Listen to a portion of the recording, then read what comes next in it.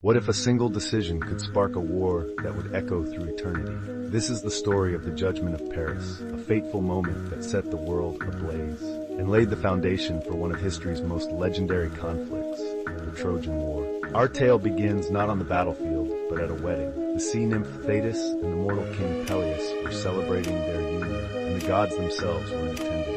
But one divine figure was notably absent, Eris, the goddess of discord. Furious at being snubbed, Eris devised a plan to sow chaos.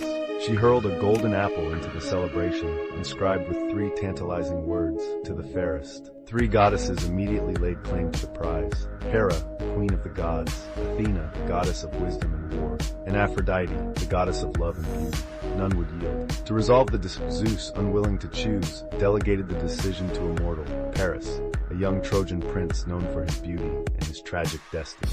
Paris, unaware of the burden awaiting him, tended his flocks on Mount Ida. Suddenly the sky darkened, and the 3 goddesses appeared before him, each dazzling, each determined to win. They would entice him with bribes, each more seductive than the last. Hera, regal and commanding, promised Paris dominion over the world, power, authority, glory unmatched by any man. Athena, with eyes like polished bronze, promised him immeasurable wisdom and victory in battle. He could become the greatest warrior of his age, celebrated for his brilliance. Then came Aphrodite, her voice like honey, her beauty blinding. She offered the most tempting gift, the love of the most beautiful woman on earth. That woman was Helen, wife of King Menelaus of Sparta. Paris's heart burned with longing. Power and wisdom were tempting, but love was irresistible. He handed the golden apple to Aphrodite, sealing his fate and his people's doom. Paris had chosen desire over diplomacy, beauty over balance. The gods, watching from their thrones, knew destiny's wheels were now in motion. True to her word, Aphrodite arranged for Paris to meet Helen, who fell under a spell of passion. They fled to Troy, the glittering city by the Aegean Sea. But their love was betrayal. Helen was wed, and her husband Menelaus would not forgive such an insult. His pride shattered, Menelaus called upon the might of Greece to reclaim his bride and punish Troy.